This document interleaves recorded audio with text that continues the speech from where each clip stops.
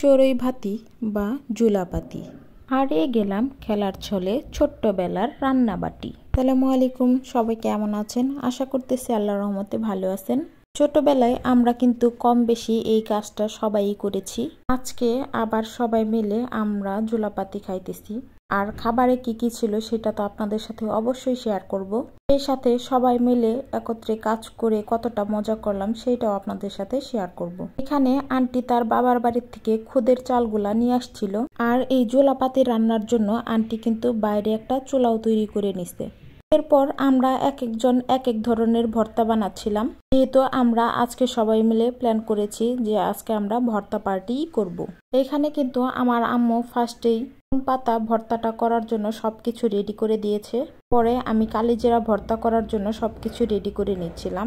জোলাপাতি খাওয়ার আনন্দই কিন্তু এইটার মাঝখানে এক একজনে এক একটা কাজ করতেছে। আর এই আয়োজনটা ছিল কিন্তু সকালবেলা, বাইরে রিমঝিম বৃষ্টি পড়তেছে আর আমরা ভিতরে ভর্তার সবকিছু আয়োজন করতেছি। একে আমাদের মতো মাঝে মধ্যে এরকম পিকনিক করেন অবশ্যই কিন্তু কমেন্ট করে জানাবেন। পোলাও মাংস বা ভালো মন্দ কিন্তু সবসময় খাওয়া হয়, কিন্তু এইভাবে ভর্তা পার্টি করলে কিন্তু মাঝে মধ্যে খুবই ভালো লাগে। এরপরে আমি আর আন্টি মিলে সব ভর্তাগুলা রেডি করে নিচ্ছিলাম। আজকে কিন্তু সাথে আরো অনেকেই এই ভর্তা পার্টিতে জয়েন করবে। ফার্স্টে কিন্তু আমরা ভেবেছিলাম শুধু মেয়েরাই খাবো। এরপরে দেখি সব আঙ্কেল ভাইয়া সবাই চলে আসছে আমাদের সাথে জয়েন করার জন্য। কি ভর্তা বানালাম সেটাও কিন্তু আপনাদের সাথে অবশ্যই শেয়ার করব।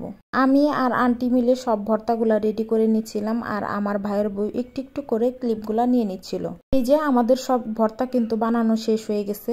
ছিল লেবু, বাদাম ভর্তা, লাল মরিচের ভর্তা, খারকন পাতার ভর্তা আর কালো জিরার ভর্তা, সাথে ছিল খুদের ভাত। ছোটবেলায় আমরা এই জোলাপাতি যেভাবে খাইতাম আজকেও কিন্তু সেম ভাবেই খাইতেছি।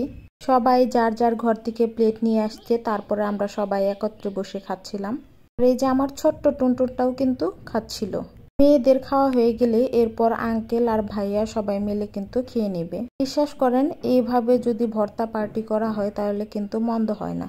আমি কিন্তু একে একে সবগুলা ভর্তা ট্রাই করতেছিলাম, খুবই মজা হয়েছিল। আর কে কে আমার মতো করেন যে লাস্টের যে ভাতটা থাকে সবগুলা ভর্তা আমি একত্রে করে মেখে লেবু দিয়ে তারপরে খুবই মজা করে খাই।